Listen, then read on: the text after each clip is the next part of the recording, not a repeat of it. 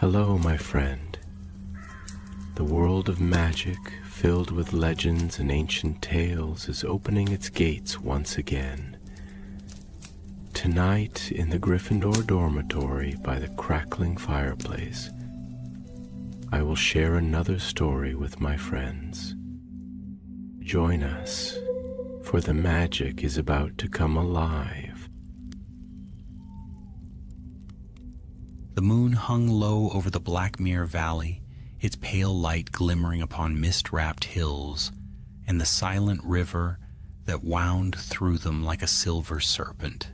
The world was quieter then, older, rougher, and steeped in magic that hummed through stone and stream. Wizards did not hide in secret schools or behind the walls of ministries. They roamed free, shaping the elements with bare hands and binding their will to the breath of dragons. Among them was one whose name would be whispered for 1,000 years, Antioch Peveril. He was the eldest of 3 brothers, born in the highlands of ancient Britain, where storms rolled in from the western sea, and the land itself seemed to breathe with enchantment. Antioch was a man of restless mind and unbending pride. His eyes were sharp and gray, like steel drawn in challenge. He believed himself destined for greatness, not merely to master spells or craft charms, but to defeat death itself. Magic is the measure of a man's worth, he often said, and mine shall outlast time. When the clans of wizard kind broke into feuding tribes, Antioch wandered eastward, seeking power beyond mortal reach. His brothers, Cadmus and Ignotus, tried to dissuade him, but he would not listen. He had heard rumors of sorcerers across the narrow sea, men who bent storms to their will and forged wands from heartwood older than the world. So, with his staff, his sword, and a heart burning with ambition, he set sail into the mist. The voyage was long and perilous. The sea raged against him, and more than once he felt the icy hands of death reaching from the depths. But Antioch did not fear death. He defied it. And when his ship at last came upon the western shores of Westeros, he felt as though fate itself had guided him there. The land was torn by war. Great houses clashed for power. Hightower, Durrandon, Stark, and others whose banners flew from stone keeps and wind-beaten towers. Yet amidst these lords of steel and crown, there were those who practiced the old magics, hidden covens who whispered to trees, who called shadows by name, who bowed not to gods but to the weirwoods. Antioch found them intriguing. These people had no wands, yet they could call the wind, speak to beasts, and see beyond the veil of time. Among them was a woman named Mage of the Weirwood Eyes, a witch of the northern clans whose gaze seemed to pierce the soul. She wore furs of white wolf and a necklace of carved bone. When Antioch first met her beside the frozen river, he felt both curiosity and unease. "You walk as one who does not belong to this world," she told him in a voice that carried the hush of snow. "I walk as one who seeks to master it," he replied. Mage smiled faintly. "Then you walk toward your doom?" Antioch laughed, dismissing her warning, but he soon saw that her powers were no mere tricks. She spoke to the trees as though they answered her, and when she whispered to the frozen river, the ice cracked in answer. She told him tales of a spirit that roamed the woods, a shadow that came for those who sought to outwit death. Antioch dismissed it as superstition, yet something in her tone unsettled him. One night, under the cold gleam of the moon, Antioch ventured alone into the woods. He followed an old path that twisted between the roots of ancient oaks, where the air grew heavy and still. The mist thickened, and the world seemed to fall silent, as though holding its breath. then he saw it. A figure cloaked in black stood at the edge of a ravine, holding a staff of bone. Its face was hidden beneath a hood, but when it spoke, the sound was like wind through a graveyard. "You seek mastery over death," the figure said, "but to rule death one must first meet it." Antioch's pulse quickened. His wand was raised, but the figure merely watched. Its presence was neither friend nor foe. It was inevitable. "Who are you?" Antioch demanded. "I am the end of all roads," the voice replied. "The last breath, the closing of eyes. Yet tonight, I am a giver of gifts." The figure extended a pale hand, and from the darkness appeared a wand unlike any Antioch had ever seen. It was long and smooth, fashioned from elder wood, its core pulsing faintly with light.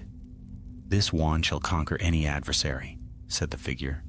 "But beware, Antioch Peveril. Its loyalty is won by death, and so too shall death ever follow it." Antioch reached out, his fingers trembling. The instant his skin touched the wand, he felt power surge through him, pure, absolute, intoxicating. The shadows recoiled, and even the air seemed to bow before him.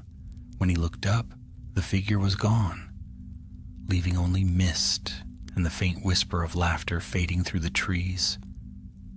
When Antioch returned to Mage's camp, his eyes gleamed with triumph. He spoke little, for the power of the Elder Wand thrummed in his hand like a living thing. He tested it upon the elements, commanding lightning, shattering stone, bending wind to his will. Nothing resisted him, nothing. And yet, in the silence of night, he thought he heard a whisper behind him, a breath that was not his own. Mage saw the change in him and turned away. "The wand has chosen you," she said quietly, "but so has death. You cannot have one without the other." Antioch only smiled. "We shall see." Far away the wind carried the sound of drums and battle cries. War was coming to the realm, and Antioch Peveril, first master of the Elder Wand, meant to shape its outcome.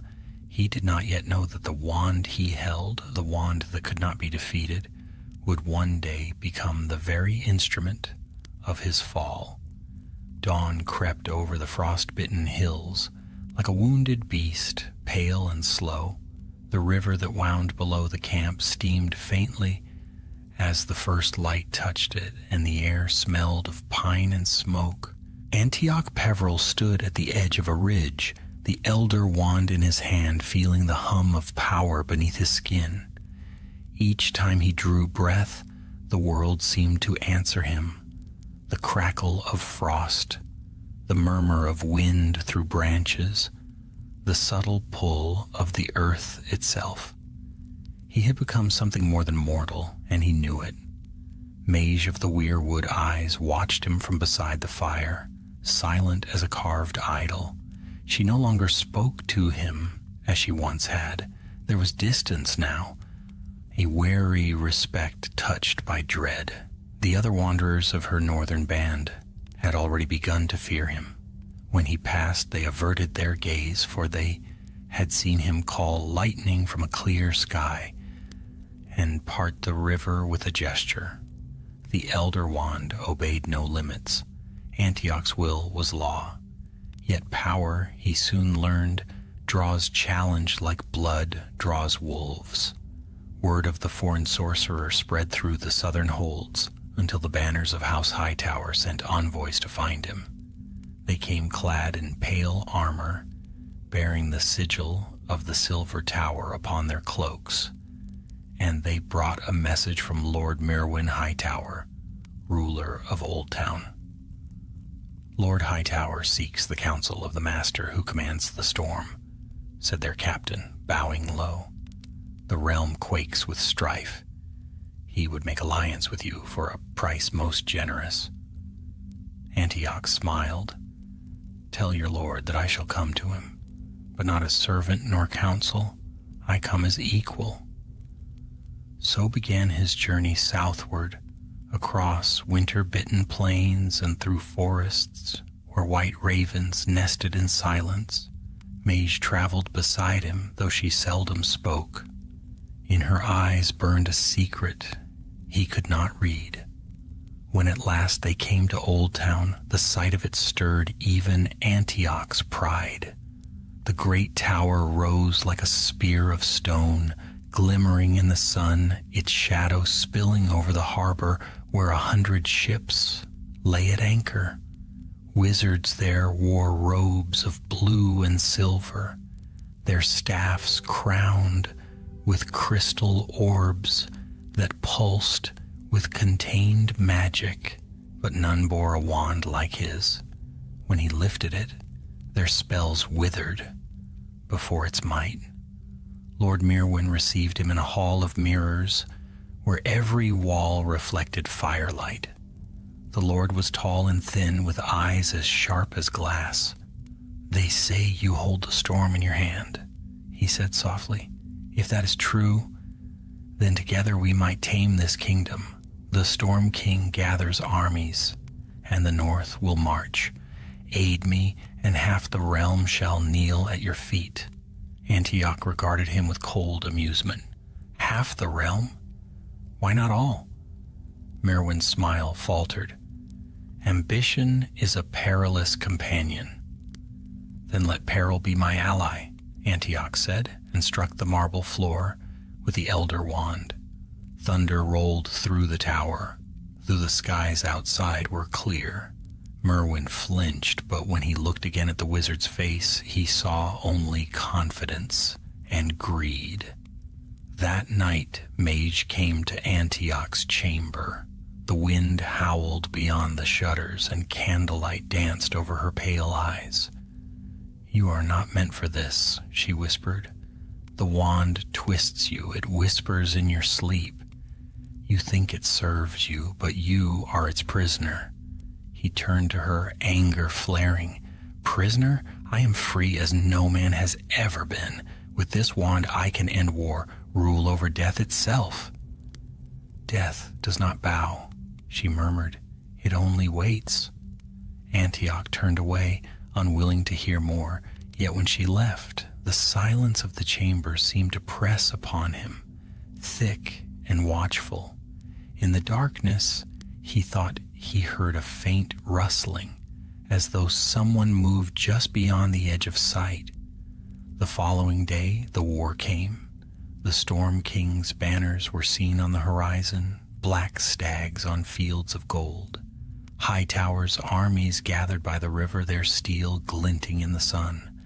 Antioch stood upon a rise overlooking the field, his wand alight.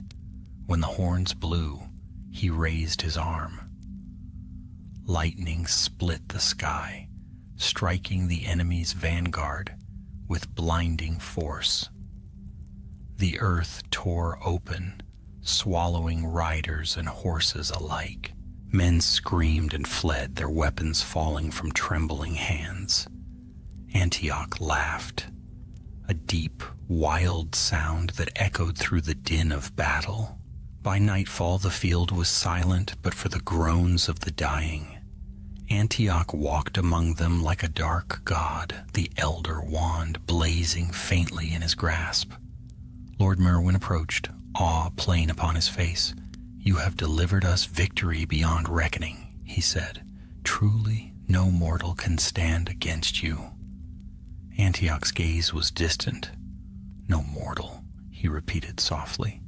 But among the wounded, hidden beneath corpses, a single survivor watched him, one of Mage's northern kinsmen, eyes glimmering with hatred and grief. For among the slain lay Mage herself, struck down when Antioch's storm had turned upon friend and foe alike. Her pale eyes stared up at the darkening sky, unblinking, her blood mingling with the mud. When Antioch saw her body, something inside him stilled. He knelt beside her, touching her cold hand. The wand trembled as though alive, sensing his faltering will. For the first time, doubt entered his heart. That night, while the soldiers feasted and sang, of their invincible sorcerer. Antioch sat alone by the river. The wand lay across his knees, and its wood seemed to whisper faintly in the wind. He thought he heard words. Soft, coaxing, familiar. Power never dies. It only changes hands. From the shadows beyond the firelight, the wounded northerner crept closer, clutching a dagger. His heart burned with vengeance, his breath silent as falling snow. Antioch's eyes closed in weariness. He did not hear the man approach. When the blade struck, it was quick, one motion, one gasp. The elder wand slipped from his fingers and rolled across the ground, still glowing faintly in the moonlight. The northerner grasped it, trembling, the moment his hand closed around it. The power flared, hungry and bright. In that instant, Antioch Peveril, first master of the Elder Wand, died. And in the stillness that followed, the river whispered on, carrying his name into legend. Yet death was not the end.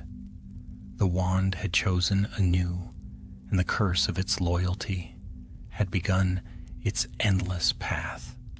The storm that had crowned Antioch Peveril's final triumph passed, but its shadow lingered. The battlefield at the high tower's feet lay still beneath a waning moon, and from the ashes of victory rose whispers, rumors of a wizard slain in his sleep. His killer vanished into the dark. Some said the gods struck him down for his pride. Others swore death himself had come to reclaim his gift. Whatever the truth, by morning, the name Antioch Peveril was already becoming legend.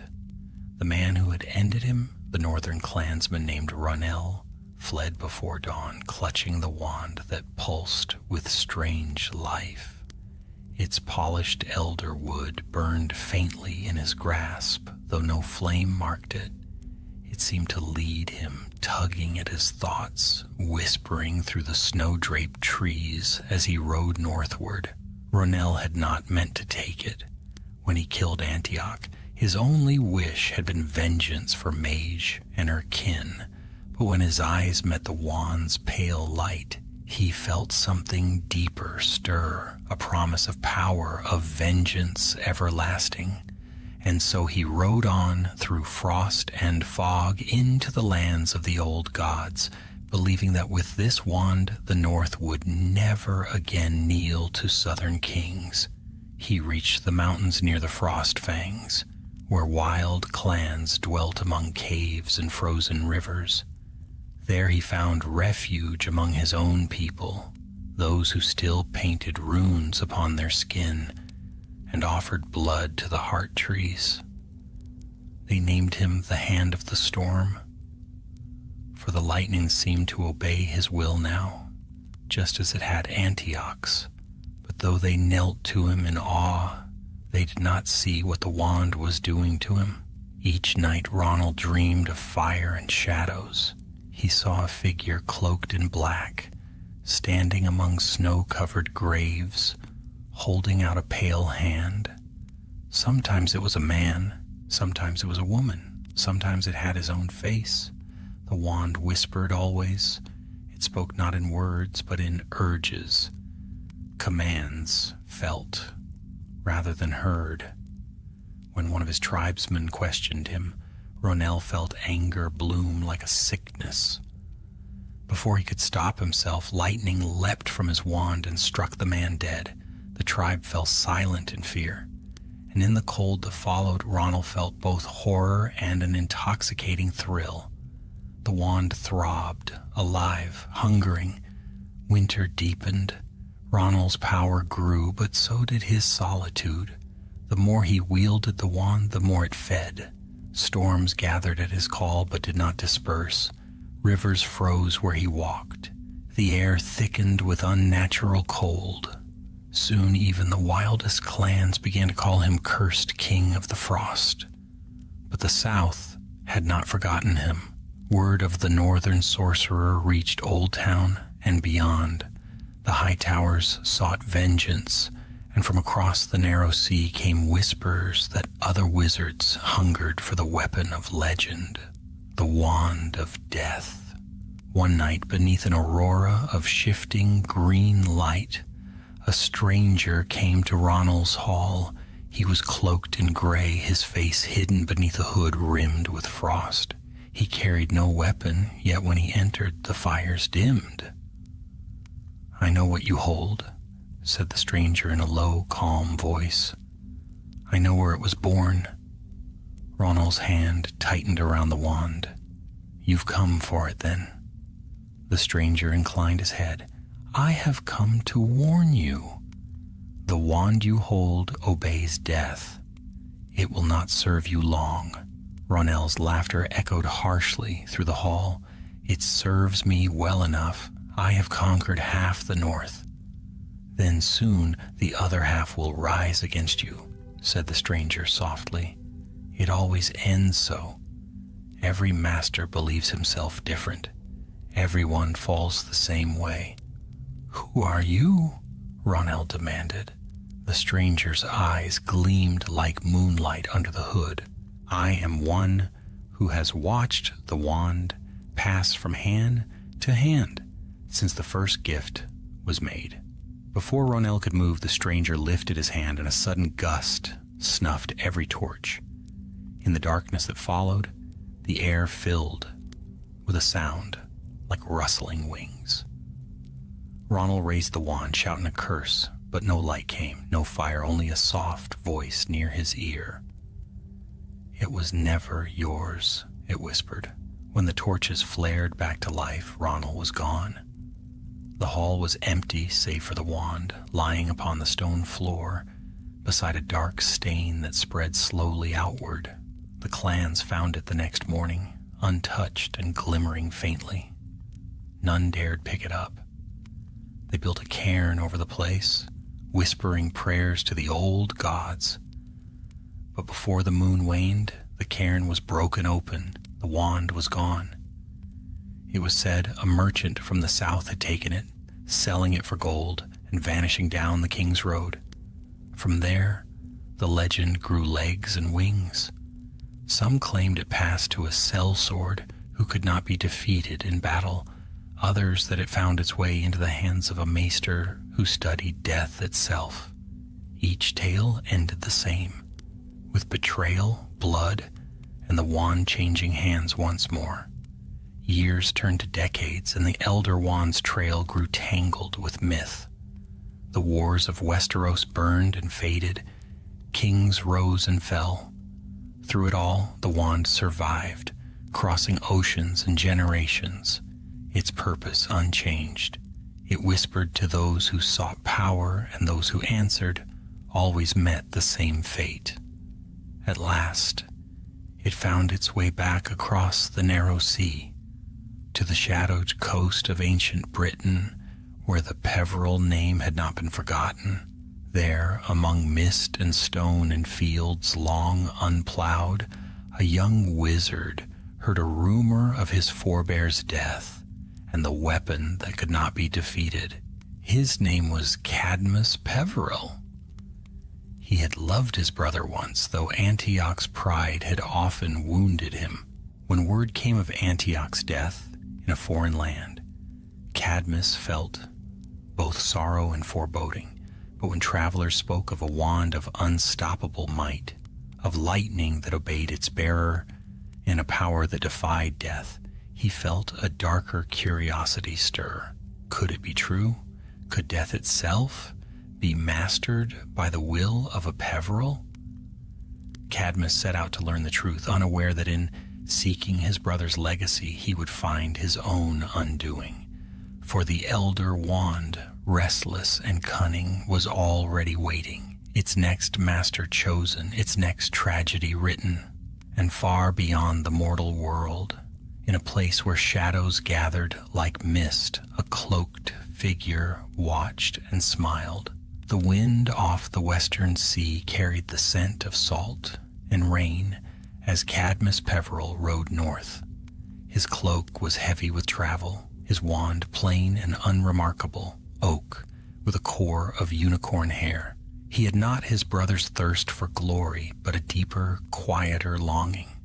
Where Antioch had sought power, Cadmus sought understanding. He wished to know what lay beyond the veil, beyond that final sleep, which no spell could reverse. It had been 2 years since word of Antioch's death reached him. Rumors twisted through every village. Some said his brother was slain by a jealous rival. Others whispered he had challenged death itself and lost. Cadmus dismissed much of it as superstition, but one tale persisted, told in fearful tones by sailors from Westeros. A wand, white as bone, strong as fate, that brought victory to its wielder and ruin soon after. He did not believe such things easily, yet something in his blood stirred at the name Elder Wand. Perhaps it was guilt, perhaps grief, but he could not rest until he knew the truth. So he followed the trail across storm-racked seas and through the old lands of the north, where snow never melted and trees grew red with the sap of the gods. In villages near the mountains, he found those who still remembered Antioch, the foreign sorcerer who had made the sky burn and then vanished in blood. And when he asked of the wand, the people crossed themselves and whispered of the cairn that no longer stood and the curse that lingered still. One night, while resting at an inn near the edge of a frozen forest, Cadmus met an old trader whose hands trembled as he spoke. I saw it once," the man said, "long ago before the snows came, a wand of elder wood finer than any living craftsman could shape. They said it had passed through a dozen hands since the cursed king fell, each one dead by blade or treachery. It was last carried by a man who sailed east, a merchant of the narrow sea, bound for your shores, lad." Cadmus's heart stirred. The trail led home. He thanked the man, left coin on the table, and rode for the coast. As he traveled, the land softened. Snow gave way to green fields, and the sky lost its bitter edge. Yet unease haunted him. More than once he dreamed of a dark figure walking beside him on the road, hooded, silent, its shadow always a little longer than his own. When he woke, the air around him felt cold, as though unseen eyes lingered in the dark. By midsummer, Cadmus reached the cliffs of Dover, where white chalk met restless water. From there he journeyed inland to Godric's Hollow, where the Peveril line had once held a manor overlooking the valley. Time had weathered it into ruin. The stones were moss-clad, the gate long rusted. Still he felt the air stir when he crossed the threshold, as though some remnant of his brother's magic remained. In the cellar he found what he sought, or thought he did. A chest, sealed by runes of his family's hand, rested beneath a fallen beam. The moment he touched it, a shimmer of power stirred through the air. The seal opened with a hiss of dust, and inside, wrapped in tattered cloth, lay the wand. It was simple at first glance, smooth, pale elder wood, studded with faintly darker knobs like joints of bone. But when Cadmus lifted it, the weight of it seemed to hum through his veins. A pulse, faint and rhythmic, like the heartbeat of something alive. He knew, without knowing how, that this was his brother's wand, the one whispered of in every tavern and cursed in every tongue. For a long time he merely held it, feeling the thrum of ancient magic. His heart ached with mingled wonder and sorrow. "Antioch," he murmured, "what madness did you court to call this power yours?" Yet curiosity outweighed caution. He raised the wand, spoke a charm, and the air bent at once to his will. The candles flared brighter, their flames turning blue then gold. He whispered again, and the stone floor rippled like water.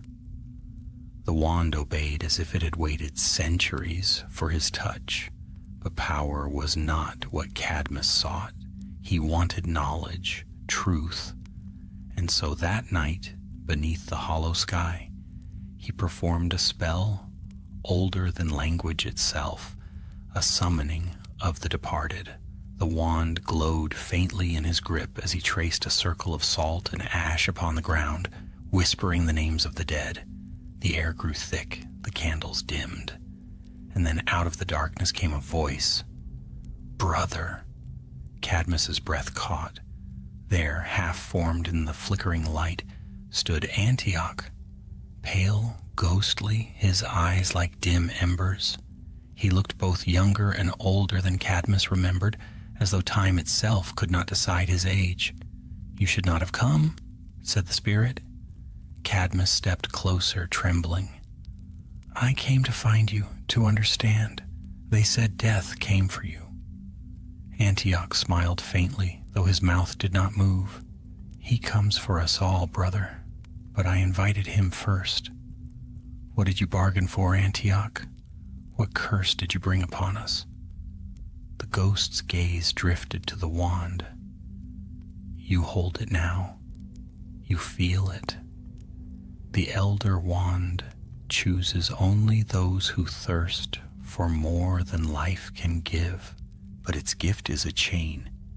It binds not the world, but the soul." Cadmus frowned.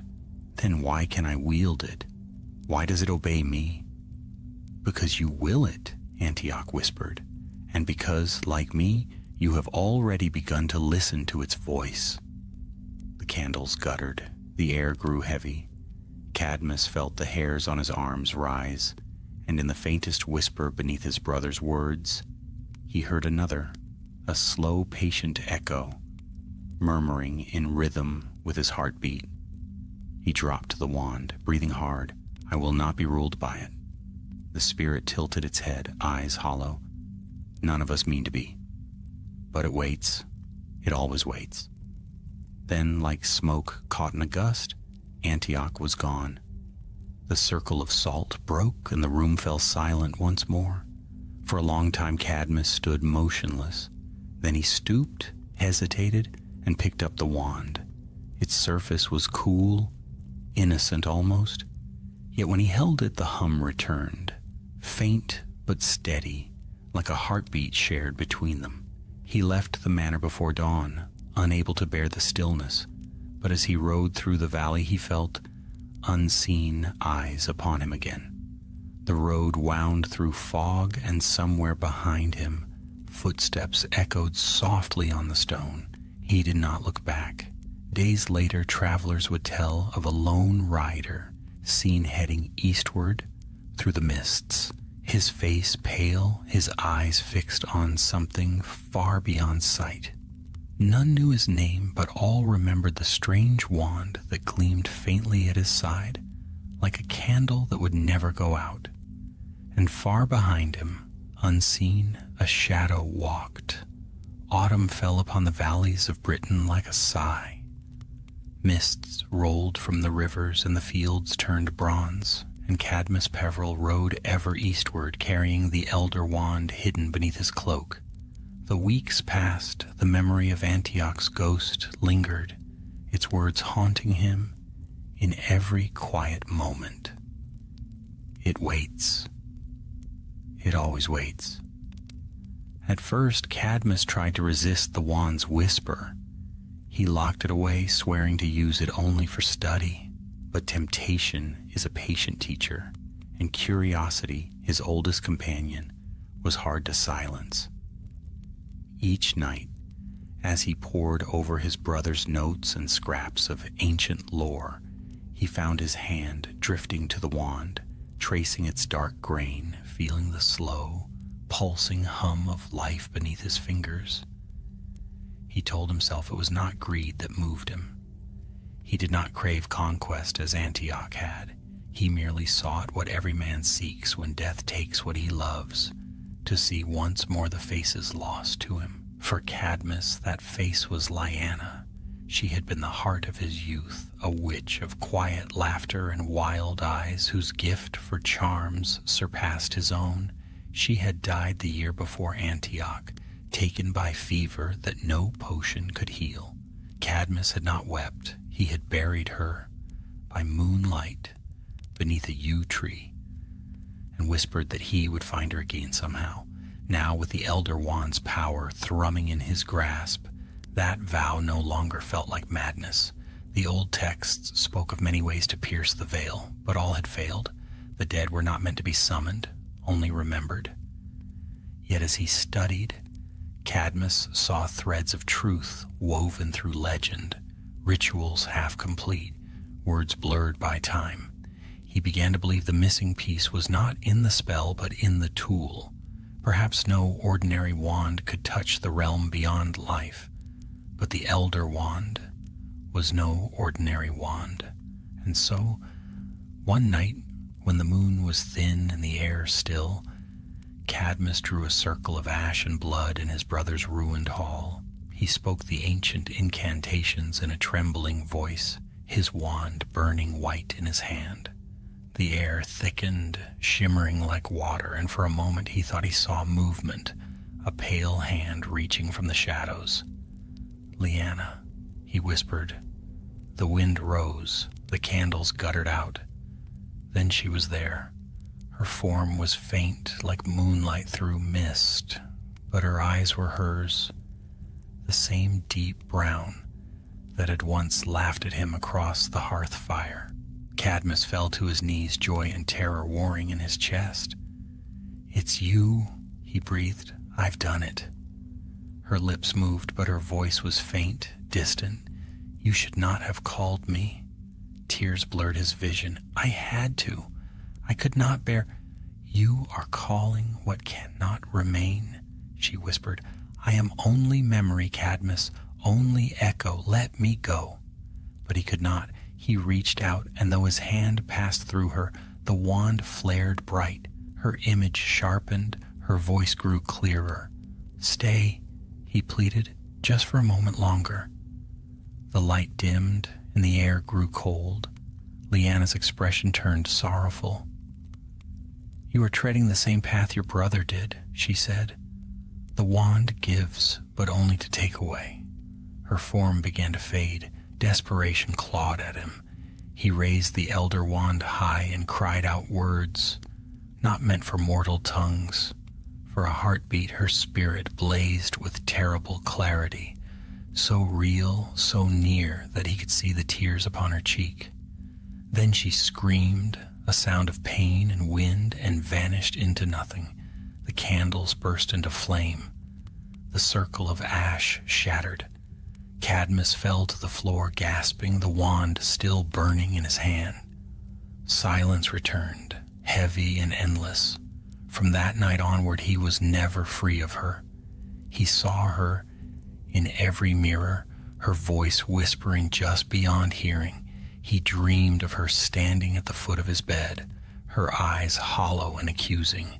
The wand no longer hummed, it thrummed like a heartbeat out of rhythm, answering her ghostly presence. He began to fear that in trying to summon her, he had bound her instead. Days turned to weeks. He stopped eating, stopped sleeping. His youngest brother, Ignotus, came to him once, alarmed by his hollow face and haunted eyes. "Cadmus," he said, "whatever power you've touched, it is not meant for this world. Burn the wand. Let her rest." But Cadmus only shook his head. "I can't. She is still with me. I can feel it." "Then she is trapped," Ignotus said, sorrow darkening his voice. "And so are you." When Ignotus left, Cadmus wandered to the yew tree where Liana lay buried. The earth was still, the grass soft beneath his knees. "Forgive me," he whispered, pressing the wand against the soil. "If I can free you, I will." A breath of wind passed through the branches, and for an instant he thought he heard her voice again, gentle, loving, and very far away. Then came laughter, low at first, then rising like wind through dry leaves. Cadmus looked up, and there stood a figure cloaked in black, half hidden by the moonlight. No sound marked its approach. No breath stirred from it. "You seek what you cannot claim," the figure said. Its voice was neither man's nor woman's, but something older, colder. "You would make life from death. That power is mine alone." Cadmus raised the wand, heart hammering. "Who are you?" "I am the gate and the keeper, the shadow that follows every light," it said. "I am death." The night seemed to deepen around them, the stars dimmed. "Then take me," Cadmus cried, "but let her live again." Death's hood tilted slightly as though in pity. "You do not understand. To master death is to lose all else. Your brother thought himself conqueror. You think yourself savior, but the wand serves only itself." Cadmus hesitated, the words cutting deep. "Then why give it at all?"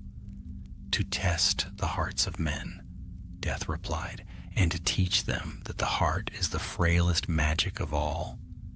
When Cadmus blinked, the figure was gone. Only the wind moved through the yew branches. He sank to the earth, weary and broken. He knew then that the wand could never return Leanna, not truly. It could only mock life, not restore it. But still he clutched it, for the thought of letting go, of losing her again, was more than he could bear.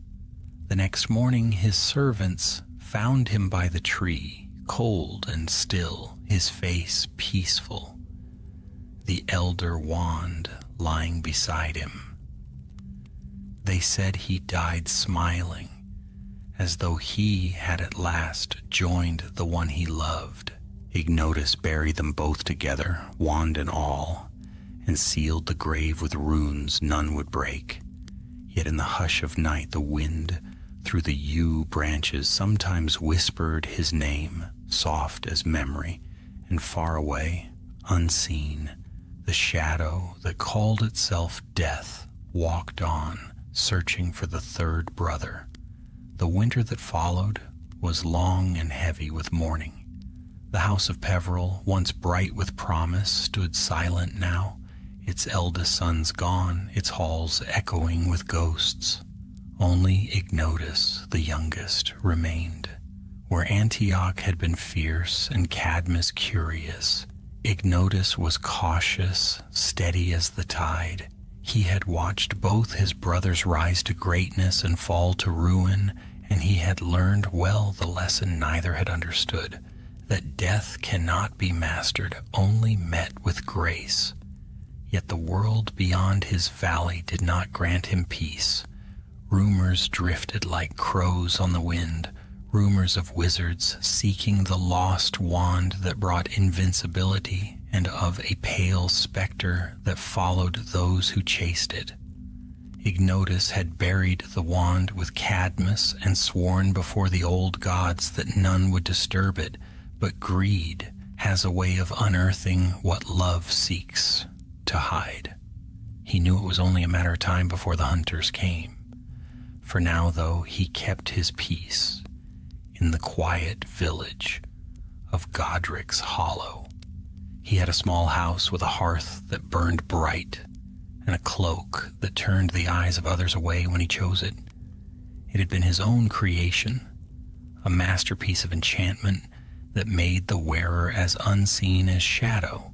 He had made it not to spy or steal, but to walk unseen through the world, untouched by its cruelty. He often wandered the meadows by dusk, listening to the wind in the trees, thinking of his brothers. The world still whispered their names in awe and fear. Antioch, who had challenged death, Cadmus, who had loved too deeply, and Ignotus, who alone remained. Yet even he felt the weight of their choices pressing on his heart. One cold evening, as mist curled through the valley, Ignotus stopped beside the river where he and his brothers had once played as boys. The water ran slow and dark, reflecting the pale moon. There upon the far bank a figure stood. Cloaked in black, it was still as stone. No breath, no sound, only presence. Ignotus's hand went to his wand, but he did not raise it. He knew at once who it was. "Have you come for me at last?" he asked. The figure's voice drifted over the water, calm and unhurried. "Not yet. You have something that is mine." "I have many things," Ignotus said softly. "Which do you claim?" "The wand your brother stole," said Death. "It should not rest in mortal earth." Ignotus shook his head. "It is buried deep, and I will not yield it. My brothers found only sorrow in that gift." The hooded figure was silent a moment. "You are wise," it said at last, "but even wisdom cannot hide you forever." Ignotus smiled faintly. "I do not hide from you, only from those who would hasten your work before its time." "Then you would live long," said Death. "I would live rightly," replied Ignotus. A breeze stirred the river, and when it stilled, the figure was gone. Only the whisper of water remained. From that night forward, Ignotus lived as though shadow watched his every step. He did not fear Death's return, but he felt its eyes upon him always. He took a wife, a kind and clever witch who loved him for his quiet strength, and together they raised a son. In time, peace found him, though never entirely. Years passed, and Godric's hollow changed. The children of those who once feared the Peverils grew to respect them, and Ignotus became a figure of quiet legend. Some called him the Grey Guardian, for he was seen walking by moonlight and mist, cloaked yet unseen, watching over travelers who lost their way. Others said he could pass through walls or vanish into air. Few knew his name, and fewer still his story. One winter night, as snow fell soft upon the thatched roofs, Ignotus sat beside his hearth. Older now, his hair silver, his hands lined but steady. His son had gone to visit kin in the next valley. His wife slept soundly upstairs. The fire crackled low, and there, across the flames, sat Death. No sound had marked his coming. He simply was, as he always had been. Ignotus met his gaze without fear. "I knew you would return." Death inclined his hooded head. "You have lived long, Ignotus Peveril, longer than most." "I have lived enough," said Ignotus, "and I have seen that no man escapes you, nor should he. But I would not meet you as my brothers did, fighting or pleading. I would greet you as an old friend." The figure seemed to regard him in silence. Then slowly it stood. "Then rise, Ignotus, and come with me." Ignotus rose, drawing the silvered cloak from his shoulders. He folded it neatly, laying it beside his wand upon the hearth. For a moment he looked around the room, the chair where his wife had read her letters, the window where his son had watched the first snowfall, and smiled. Then he turned back to Death and said, "Let us go." And so side by side they passed from the house into the night. The snow fell soft, and where they walked no footprints marked the ground. At dawn his family found him seated in the chair by the fire, peaceful as though asleep. The cloak lay folded upon his lap, untouched by dust or age, and beside it rested a stone, smooth, round, marked with a faint symbol of 3 shapes intertwined: a circle, a line, and a triangle. None could say how it came there. Centuries passed, and the Peveril lines scattered like leaves on the wind. Yet the name lingered, carried in whispers and old bloodlines, until it surfaced again in the birth of another boy who would one day hold the same stone and face the same shadow. The elder wand too endured. Its resting place did not remain secret forever. Men with hungry hearts and restless hands dug where they should not, and once more the wand rose to the world of the living, finding new masters, weaving its curse through history.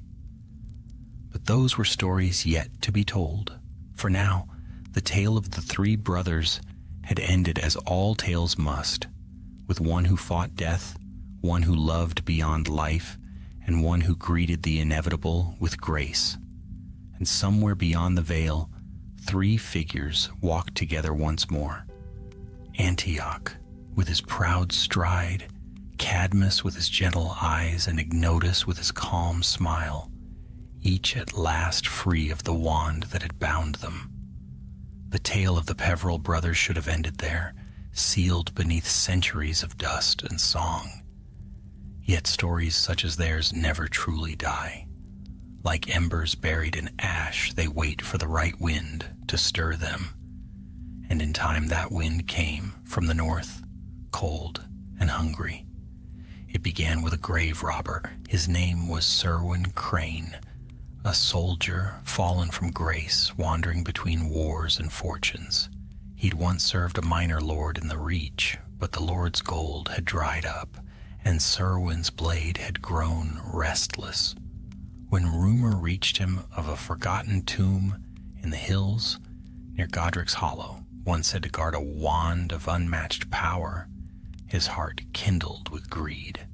He told himself it was for coin, not belief. Yet as he rode toward the valley, the winter wind whispered words he did not know. He found the grave easily enough, marked by a yew tree and a stone carved with a faint triangle and circle sigil. The villagers had long avoided that place, muttering of shadows that walked at dusk. Serwyn scoffed. He dug. The earth was frozen and heavy, but he worked through the night.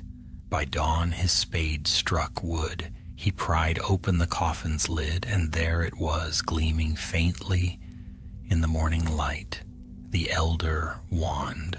It was smaller than he expected, yet perfect, smooth as if freshly carved. When he grasped it, the world seemed to exhale around him.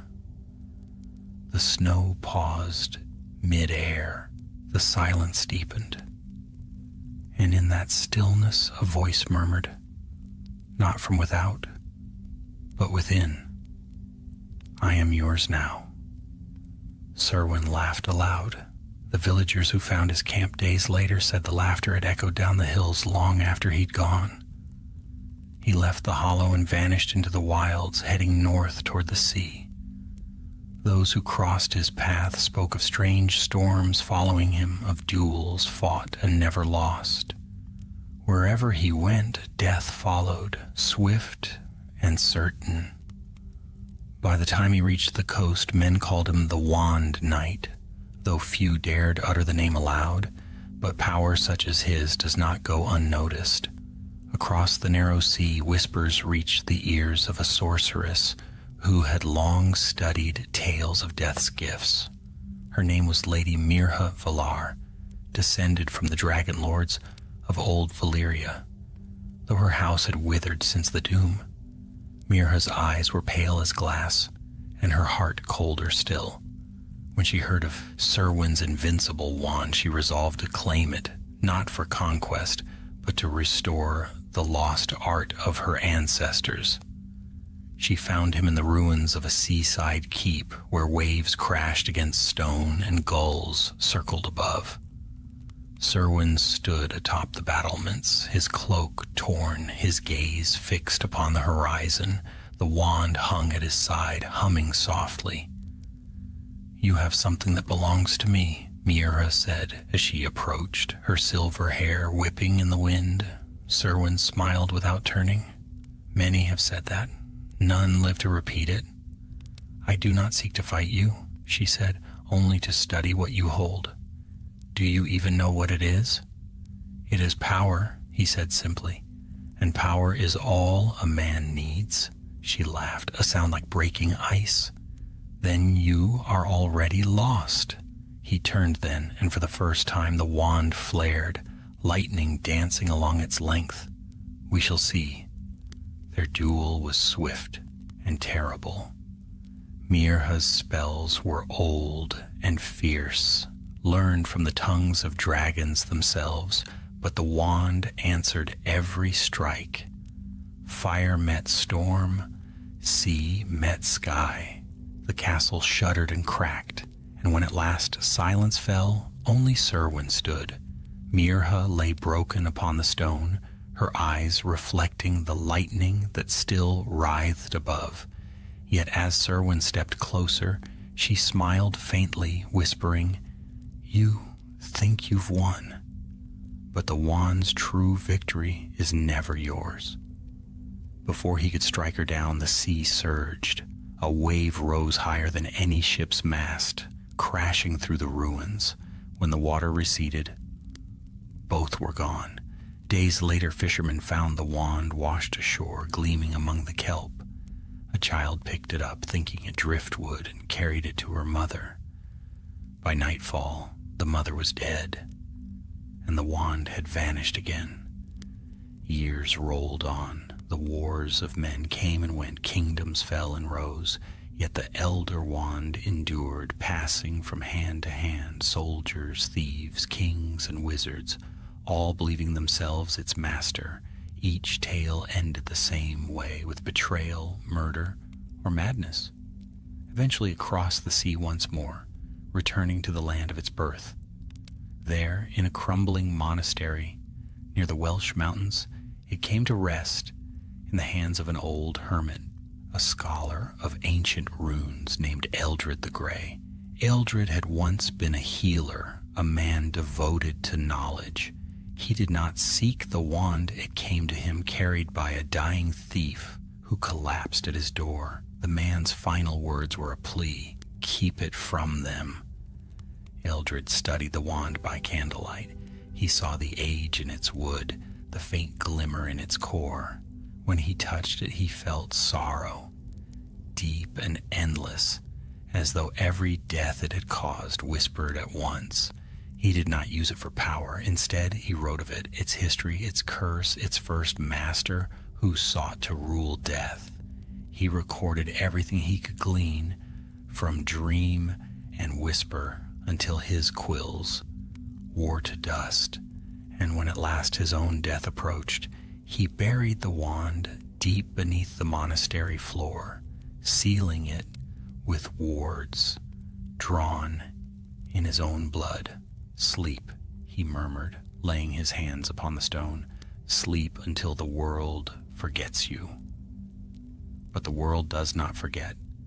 Centuries later, the monastery fell to ruin. Wars swept the land. One night, as lightning struck the mountains, a single stone cracked, revealing the hollow below. A figure cloaked in darkness reached in and lifted the wand free. No name was given, no face seen. Only this was known. From that night, strange signs began to stir once more. Storms without thunder, graves disturbed, and shadows that moved of their own accord. And somewhere beyond the mortal world, a hooded figure stirred. Death smiled, for the elder wand had awakened again. 1,000 winters came and went, kingdoms crumbled into dust, and still the elder wand moved through the world like a silent storm. It passed from warlock to warrior, from scholar to murderer, from the halls of kings to the gutters of thieves. None held it long, for though each new bearer believed they had mastered it, the wand's true master was always the same, death itself. By the age of Merlin's rising, the wand's legend had grown dim, but not forgotten. In taverns and monasteries, old men spoke of a staff of elder wood that could not be broken and could fell an army with a whisper. Most dismissed it as fable, a fireside tale. Yet among the hidden orders of wizards, those who guarded secrets too dangerous for the light, its name was spoken with both awe and dread. One such order dwelt deep beneath the cliffs of Tintagel, where waves boomed like thunder in the caverns below. They called themselves the Wardens of the Vale, sworn to keep the balance between life and death. Among them was a young witch named Era of the Moors, a woman whose magic burned bright and whose heart yearned for discovery. She had heard the whispers of the Wand of Death, but unlike most, she did not seek its power, only the truth behind its curse. When a relic trader arrived from the north, bearing an object wrapped in oilcloth and claiming it to be the very wand of Antioch Peveril, the wardens summoned Era to examine it. The chamber where they gathered was dimly lit, the air thick with candle smoke and sea water. The trader trembled as he set the bundle before them. Ira unwrapped it slowly. The wand gleamed pale as bone, marked with its strange knotted knobs, humming faintly as if aware of being watched. "Where did you find this?" she asked. The trader licked his lips nervously. "In the ruins of a monastery near the Welsh mountains. I thought it was cursed, but it sang to me in my sleep. I could not leave it." The elder warden frowned. "If this is truly the elder wand, then no hand that bears it shall know peace." Era felt a chill trace her spine, yet as she looked upon the wand, she sensed not evil, but a vast ancient sorrow. "Curses are but echoes," she said quietly. "Perhaps it seeks only to be understood." She reached out, and the wand leapt to her hand, as if recognizing her touch. The candles guttered. A whisper filled the chamber, soft as breath. "Mine." The others recoiled, but Era stood still, her eyes distant. "It speaks," she murmured, "but not in words." "Put it down," the elder commanded. She did not. From that moment, the wand's fate was bound to hers. For many months, Era studied it, tracing its grain, testing its magic. It obeyed her every spell with terrifying precision. No charm failed, no enchantment faltered. Yet the more she used it, the heavier her dreams became. Shadows moved at the edge of her vision, and sometimes she heard a man's voice whispering in the dark, low, mournful, calling her by name. One night she followed the voice through the tunnels beneath Tintagel to a cavern where seawater pooled black and still. There she saw him, a figure pale as mist, robed in darkness, his face hidden by a hood. "Why do you haunt me?" she demanded. "Who are you?" The figure's answer came like the toll of a distant bell. "I am what follows all things, and you have taken what is mine." Era raised the wand, defiant. "You mean this? I do not seek your power. I seek to end your curse." Death's laughter rolled softly through the cavern. "And there is no end, child.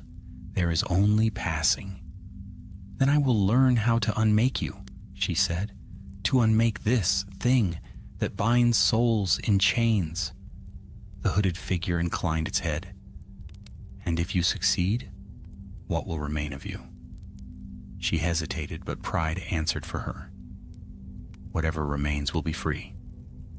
The spirit faded into the shadows, leaving only the echo of its voice. "So spoke all who came before you." After that night, Era withdrew from the wardens. She wandered the moors alone, seeking answers in ruins and dreams. Her magic grew strange, unearthly. Where she walked, frost formed in summer, and her reflection no longer matched her face. Villagers whispered that she had made a bargain with death itself. Years passed, and none who knew her dared to follow. But one spring morning, a shepherd found her tower in ruin. Its stones blackened, the ground cracked as if struck by lightning. Of the witch there was no sign. Only the wand remained, lying in the ashes, untouched by flame. It passed then into the hands of a nameless monk, who carried it across the land and buried it within a chapel of white stone. There it slept again, for generations. Yet legend never rests long. When the Normans came to England bringing fire and steel, the chapel fell. A young soldier searching for loot uncovered the wand and claimed it, believing it a saint's relic. That night his comrades found him standing before the burning altar, eyes glazed, murmuring a single word, again and again. Mine. He marched with the invaders, invincible in battle, until his commander, coveting the wand, slew him as he slept. The commander's fate was worse. He fell from his horse the very next day, his neck broken, the wand rolling from his grasp into the mud. So it went, through the ages. The wand moved with war, with blood, with ambition. Crusaders carried it east, and dark Magi in Constantinople fought for it. It vanished when the plague came, buried with the dead, only to reappear centuries later in the hands of a scholar in Rome who claimed it had once belonged to Merlin himself. Everywhere it went, the same pattern followed: triumph, fear, betrayal, death. And through it all, unseen but ever watchful, death walked beside it. The centuries blurred, empires rose, fell, and were forgotten. The world turned, magic itself changed, hiding deeper from mortal eyes. But the elder wand endured, unchanged, unbroken, unrepentant, until one day, in a quiet shop in the shadow of Diagon Alley, an old wand maker named Grigorovich found an ancient stick of elder wood among his curiosities. He studied it for years, never knowing what slept beneath its surface. And far away, in a dark castle in the Carpathian Mountains, a young wizard with eyes like frost heard of it and smiled. He would come for it soon. The wheel of the elder wand was turning once more. In the heart of winter, beneath the snow-crowned peaks of the Carpathians, a fortress of black stone stood against the wind. Its towers clawed at the sky, and from its battlements hung banners of silver serpents. Within those walls, magic older than kingdoms stirred, dark, disciplined, and hungry. Here lived Gellert Grindelwald. He was young still, though already feared across Europe. The world whispered his name with equal parts terror and awe. He spoke of a future where wizard kind would no longer cower in the shadows of muggles, where magic would rule as it was meant to, pure and unrestrained. But for all his charm, there was an emptiness in him, a vast silence he sought to fill. When rumor reached him of a wand beyond defeat, a wand forged by death itself, he knew it was no myth. Grindelwald had studied the Peverils and their Hallows. He knew the line of the story by heart: 3 brothers, 3 gifts, 3 fates. The wand was the eldest prize, the one that promised victory over any foe. And victory was all Grindelwald desired. He spent a year tracing whispers, bribing smugglers, and scouring archives in forgotten monasteries. At last, his search led him to Mykola Grigorovich, a famed wandmaker in the German states. Grigorovich had claimed to possess a relic unlike any other, though he kept it locked away from sight. Grindelwald arrived one storming night, silent as the wind. Snow clung to his cloak as he slipped through the narrow streets, wand in hand. The workshop was small, its windows glowing faintly with lamplight. Inside, the old wand maker slept in a chair, a half-finished wand across his lap. Grindelwald's gaze swept the room until it found a small chest in the corner, bound with bronze clasps. His breath quickened.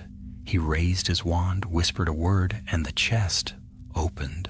There it lay, the Elder Wand.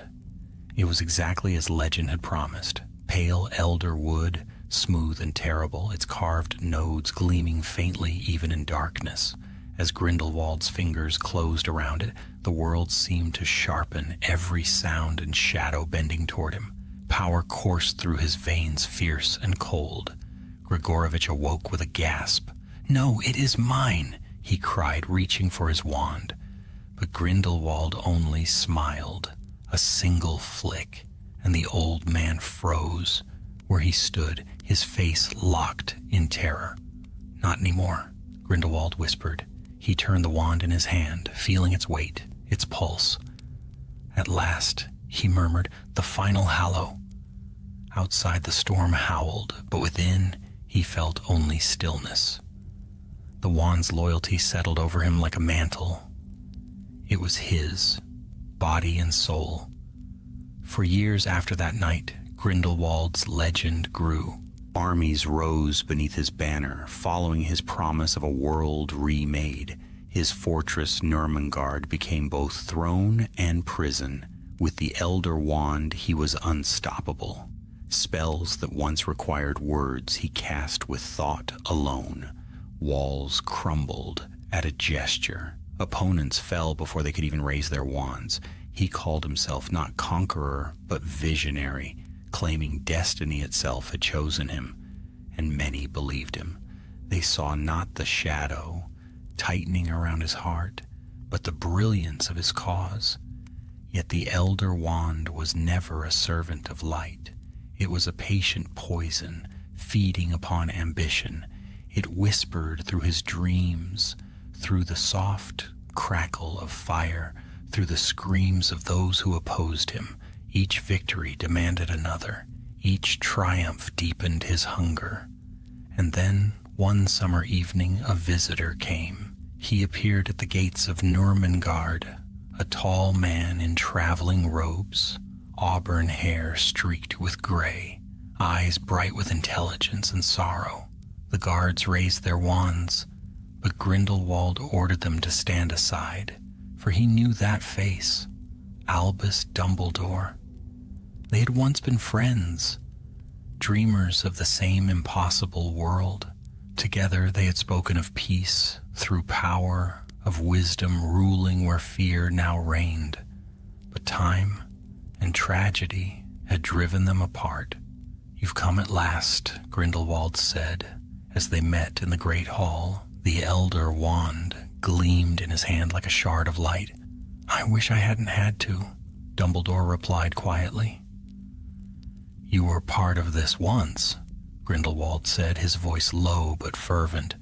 "We could still rule together, Albus. The wand, look at it. With it we could end war forever." Dumbledore's gaze was sad.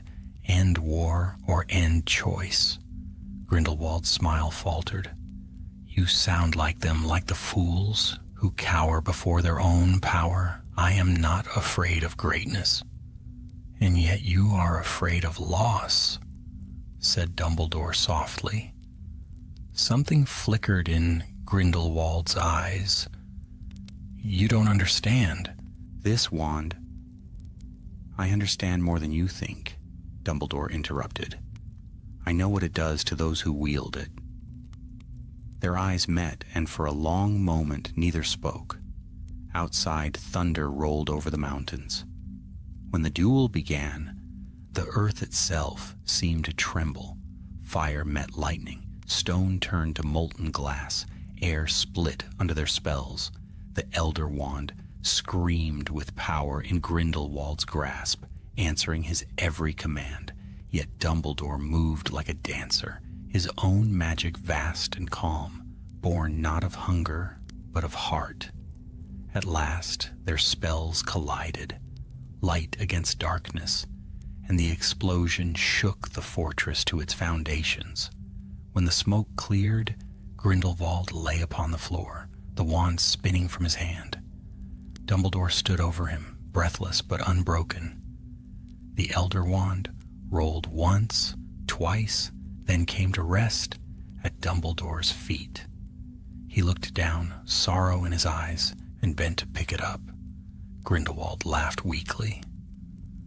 "You'll see," he whispered, "you'll see it never truly belongs."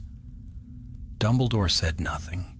He He only turned away, the wand glinting faintly in his grasp. Years later, Grindelwald would rot in his own fortress, still smiling when he spoke of destiny. And the Elder Wand, now wielded by the greatest wizard of the age, would sleep again in its master's keeping, waiting, patient as ever, for it knew the truth that no wielder ever learned in time. Its story never ends. Years passed like shadows. Crossing the face of the moon, the world moved through triumph and ruin, but within the quiet halls of Hogwarts, the Elder Wand slumbered in the grasp of Albus Dumbledore, and for a time it seemed that peace had finally found a master worth serving. Under Dumbledore's hand, the wand's power was vast, but restrained. He used it not to conquer, but to protect, not to elevate himself, but to shield others. The magic that answered him did so willingly, as though even death itself had paused to listen to his wisdom. Yet the Elder Wand does not sleep easily, and even in the calm of the castle, its song hummed faintly, a whisper beneath the candlelight, a breath in the corridors at midnight. Dumbledore heard it. He had seen too much, lived too long, to mistake silence for peace. The wand's pulse was a reminder of Antioch's folly, of Cadmus's grief, of Ignotus's humility. It was the last relic of a story he knew by heart, for the tale of the three brothers was no myth to him. The Peveril's blood ran still in the veins of living wizards, and he knew whose hand the Elder Wand might yet call to next. He often stood at the window of his tower, gazing toward the forbidden forest where the shadows grew thick as smoke.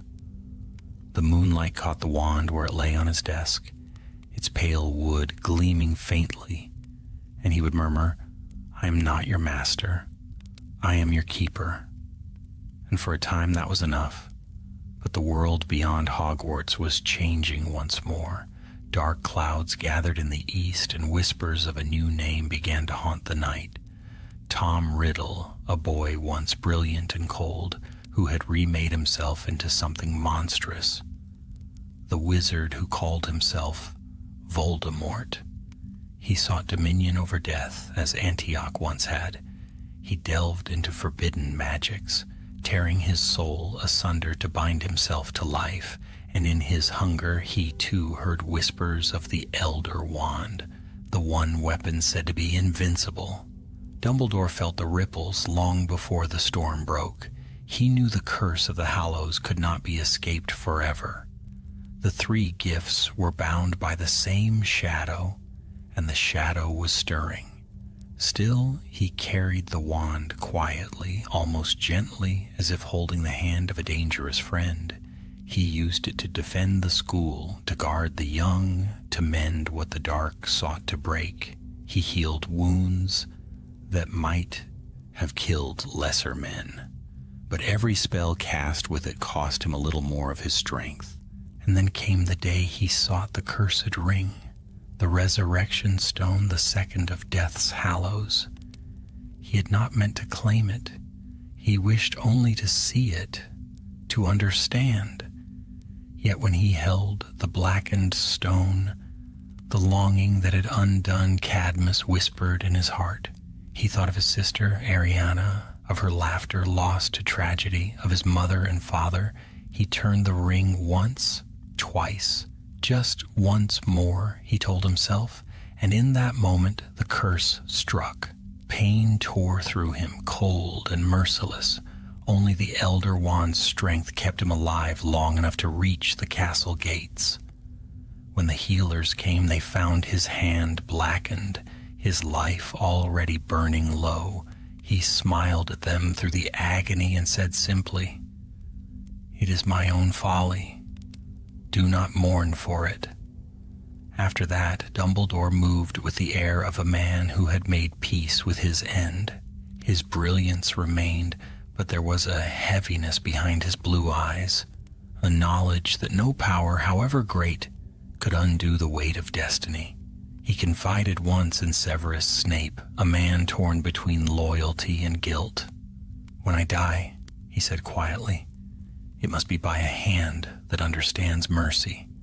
The wand's chain must be broken." Snape had looked at him sharply. "You would die by design?" "I would die as Ignotus did," Dumbledore said, "freely, not as its servant, but as its equal. But fate is seldom gentle, and death has a long memory. It came not as he planned, but upon a cold night atop the astronomy tower, when betrayal and necessity walked hand in hand. The castle shuddered with shouts and curses. At the tower's edge, surrounded by enemies, Dumbledore faced Draco Malfoy. The trembling boy meant to be his executioner, and smiled with infinite pity. "You are not a killer," he said softly. And when the flash of green light came, it was not from Draco's wand. Snape's spell struck true, swift, and sure as promised. Dumbledore fell, his robes billowing like the wings of a bird. The Elder Wand flew from his hand, spinning through the cold night air. Below, the Death Eaters fled into the dark, and the wand's fall was silent as snow. In the days that followed, the castle mourned, and the wand was buried beside its master in a white marble tomb by the lake. The sunlight gleamed upon it, and for a time all was still. But deep within the grave, beneath the stone and the silence, the wand waited. For it had never known rest. The boy who called himself Voldemort soon came seeking it. He broke open the tomb with hands that had never known reverence. When he held the Elder Wand aloft, thunder cracked across the sky. He felt its surge, wild, ancient, unrelenting, and believed himself its master. The Dark Lord raised it high, declaring the world his to rule. But the wand did not serve him as he thought. Its loyalty was bound by blood, by death, by a chain of inheritance only fate could trace. It had already chosen another, and far away, unaware of the legacy that shadowed his every step, a young wizard named Harry Potter dreamt of a serpent and a flash of green light. The circle was nearly closed. The Elder Wand had passed through centuries of blood and ambition, had been wielded by kings and monsters, by dreamers and fools. Yet its story was not done. It had been born of death's hand, and death alone would decide where it ended. Night fell over a world at war. The wizarding realm trembled beneath the shadow of a name none dared to speak aloud. Castles burned, families hid, and fear seeped into every hearth like smoke. And at the heart of that darkness stood one man, Lord Voldemort, his crimson eyes gleaming with the certainty that he at last had triumphed. In his hand gleamed the Elder Wand. He had taken it from Dumbledore's tomb with the arrogance of a conqueror. To him, it was not merely a relic, but the final key to his immortality. For years, he had defied death through cunning and blasphemy, tearing his soul into fragments to anchor himself to life. Yet deep within, he still feared the shadow he had fled. The wand, he believed, would make him whole, would make him greater than death itself. But the wand was older than fear, older even than ambition. It had seen 1,000 masters rise and fall, and it knew the mark of falsehood when it felt it. Voldemort wielded it, yes, but it did not belong to him. Still, his power grew terrible to behold. The very air around him crackled with its strength. At his command, the Death Eaters moved through the night like wolves unleashed. One by one, the last bastions of resistance fell, except for one place, old as legend and guarded by loyalty stronger than steel. Hogwarts. It was there that fate gathered all its threads. In those final days, the castle stood defiant against the storm, its walls glowing with enchantments woven by countless generations. Within its halls, the young and the old prepared for war, and among them moved a boy with untidy hair and a scar like lightning, Harry Potter, the last heir of Ignotus Peveril, though he did not yet know it. He had come not for glory, but for truth. His path had led him through pain and loss, through forests haunted by ghosts and graves marked by sacrifice.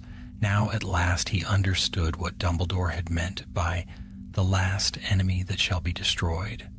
Not death, not power, but fear. As the Dark Lord's army gathered at the gates, the defenders took their stand. Wands raised, hearts steady, they faced the storm. Lightning split the sky as the battle began. Shouts, curses, and the crash of breaking stone. Centaurs thundered from the forest. House elves fought beside aurors, and from the castle's towers rained fire and light. Through it all, Voldemort strode, untouchable. The Elder Wand blazed in his hand like a shard of the moon, its spells striking down all before him.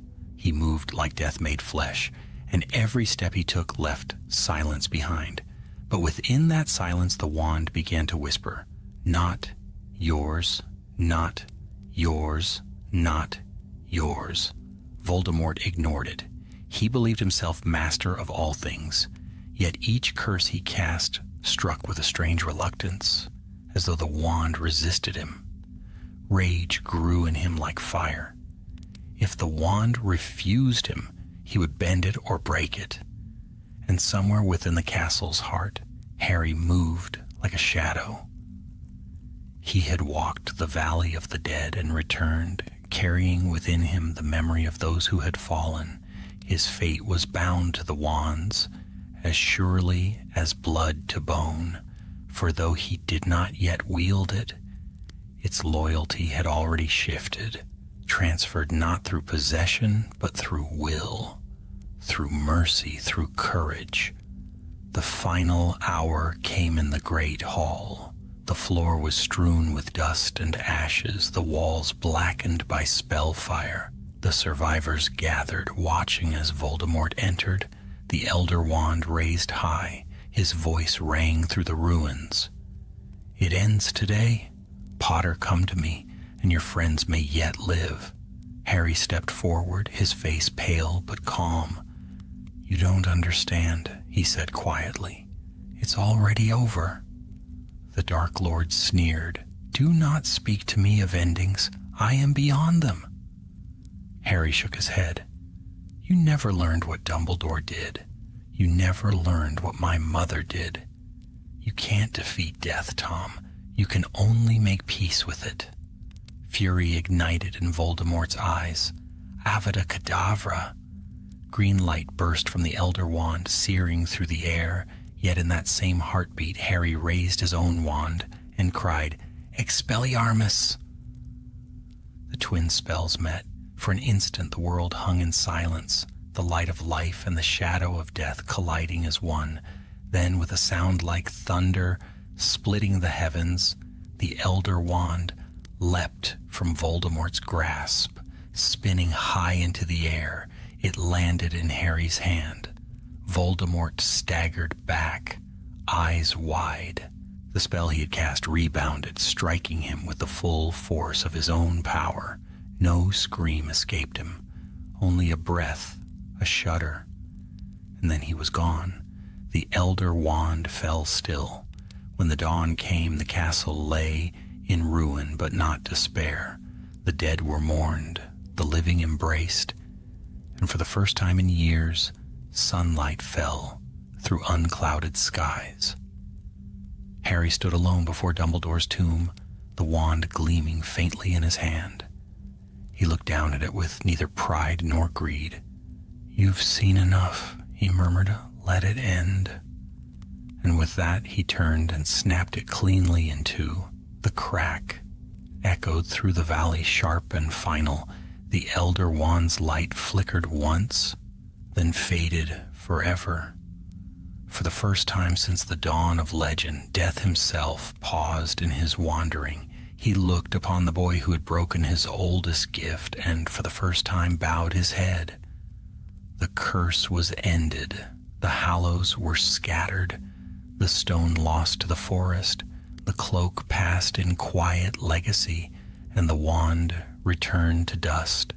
But some say that when the wind is still and the moon rides high, you can hear faint laughter echoing through the misted valleys, a soft voice saying, "At last peace." And though ages would pass, though magic would change its shape 1,000 times, the story of the three brothers and the wand that outlived them all would never be forgotten. For it was not a tale of power, but of choice, not of victory, but of understanding. And in the end, that was the truest kind of magic. Many years had passed since the fall of the Dark Lord, and peace, so long a stranger, had settled once more upon the wizarding world. The halls of Hogwarts echoed again with laughter instead of battle cries. The great oak doors opened each autumn to welcome a new generation, and the portraits upon the walls smiled knowingly as life began anew. Yet history never truly sleeps. Beneath every calm surface lies the pulse of what came before. And though the Elder Wand had been broken and its power cast to the wind, whispers of its legend still stirred in the corners of old libraries, in the dusty breath of forbidden archives, in the dreams of those who yearned for greatness. It was in such a time, long after the heroes of the last war had passed into memory, that the story began again. In the north of Britain, where the mist clings to the hills and the wind speaks in half-remembered tongues, there lived a young scholar named Rowan Byrne. He was quiet, thoughtful, and more comfortable among books than men. He had studied wand lore under the finest masters at Hogwarts, and now spent his days restoring ancient magical texts for the Department of Mysteries. But Rowan had a flaw, though few saw it. He was haunted by wonder, the dangerous kind that borders on obsession. To him, every secret begged to be unveiled, every mystery demanded an answer. And the greatest mystery of all, whispered even in the Ministry's shadowed halls, was the fate of the Deathly Hallows. Most dismissed them as myth. Others said their power had been broken forever. But in the quiet hours of night, Rowan read of things that did not fade, objects too ancient, too powerful to ever truly die. It began with a fragment of parchment found in a forgotten vault beneath the castle ruins of Nurmengard. Upon it, in a careful hand, were written words that chilled and thrilled him both. Death cannot be unmade, only borrowed, and even the wand that was shattered remembers its shape. Rowan could not sleep after reading it. He returned to the parchment again and again, tracing the faded ink with trembling fingers. He felt the echo of something vast stir within him, a hum, faint and distant, as though the air itself remembered. He began to travel, seeking relics of the Elder Wand's path. In the libraries of France, he found letters from a monk who claimed to have heard it sing beneath his church. In the frozen forests of the north, he unearthed a bone-carved talisman marked with the same symbol, a triangle, a circle, and a line. Each clue drew him further from the light, deeper into the forgotten places of the world. At last his search led him to the Scottish Highlands, where an ancient barrow lay hidden beneath the moors. Local villagers warned him away. The ground there does not rest, they said. The dead walk when the moon is high. But Rowan was beyond fear. He came upon the barrow by moonlight, its stones slick with frost. His wand cast a dim, steady glow as he descended the worn steps into the dark. The air was thick, old with silence. Dust clung to his skin like cobwebs. At the center of the chamber lay a stone altar, and upon it, he could scarcely believe his eyes, rested two slender fragments of elder wood, pale and brittle as bone. His heart pounded. Could it be? After all these centuries, could this truly be what remained of the elder wand? He reached out and the air stirred, a whisper, faint like breath through leaves. Mine. Rowan froze. The sound seemed to come from everywhere and nowhere at once. Then slowly he gathered the pieces and pressed them together. The world changed.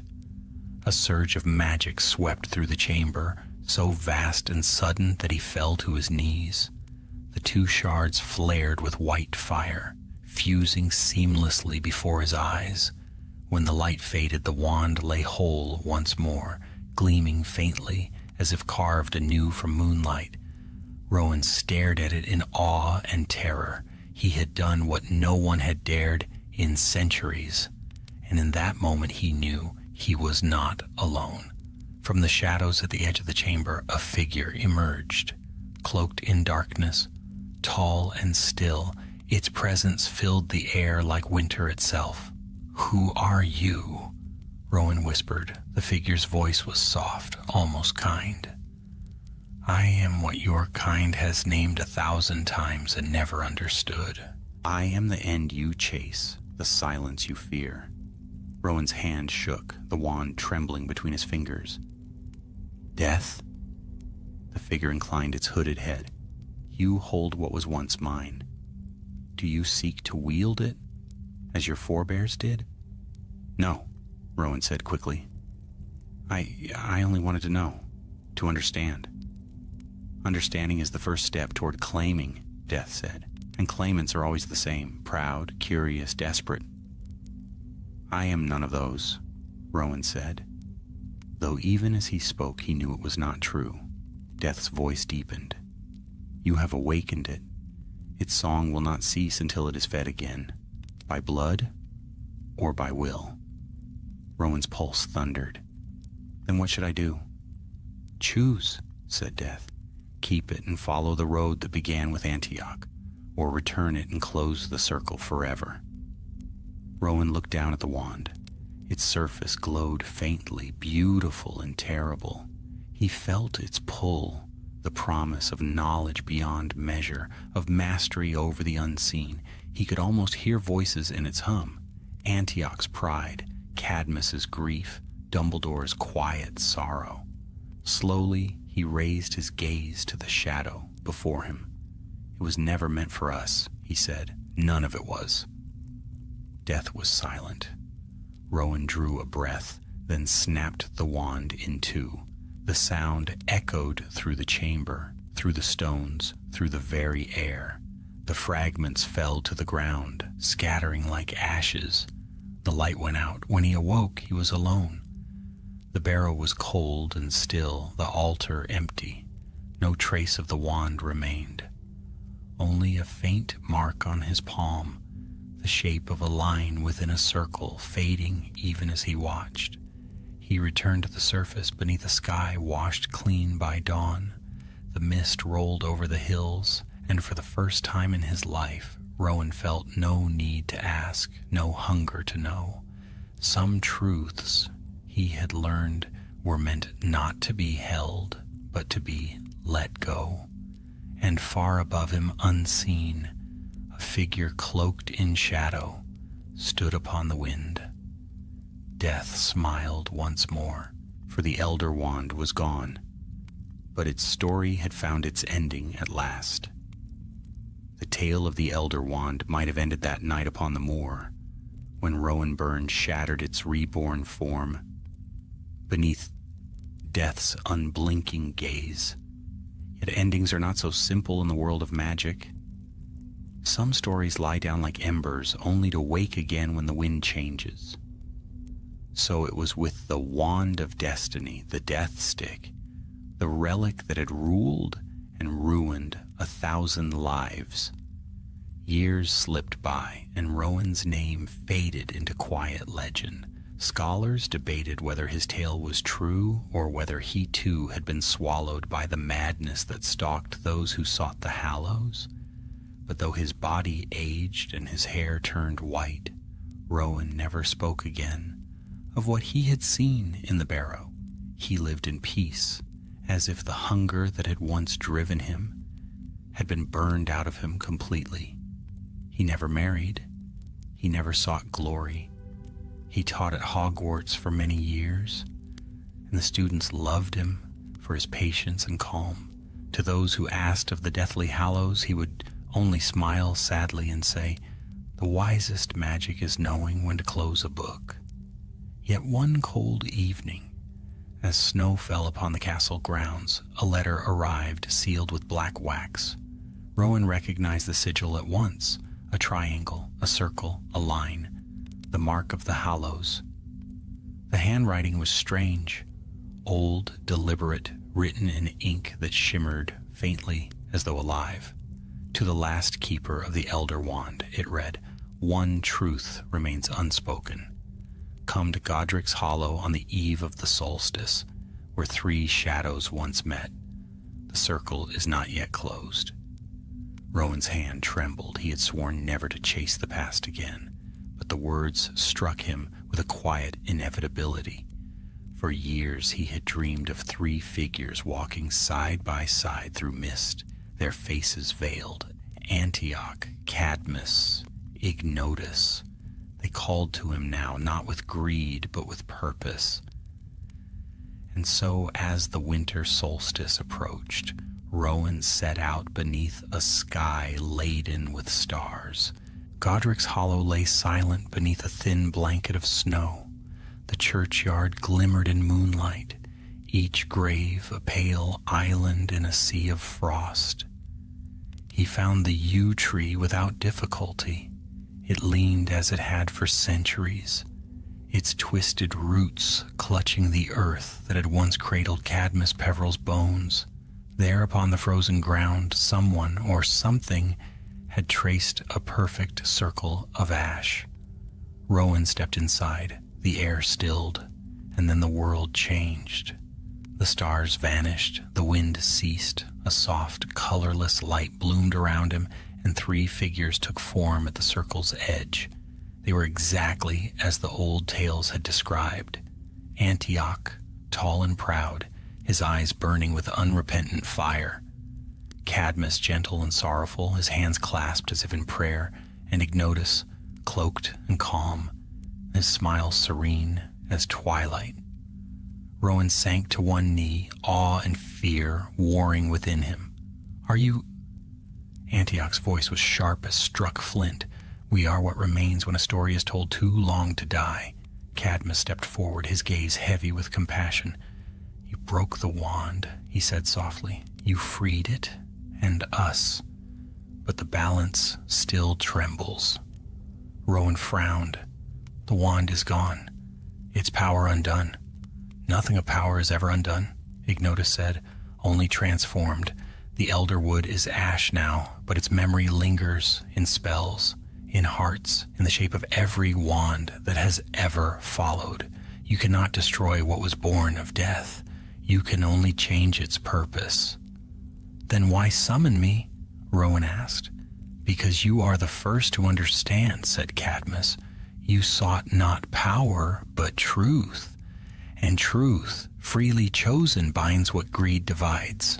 Antioch's gaze hardened. "But there are others, always others. Even now the whisper of the Elder Wand reaches mortal ears.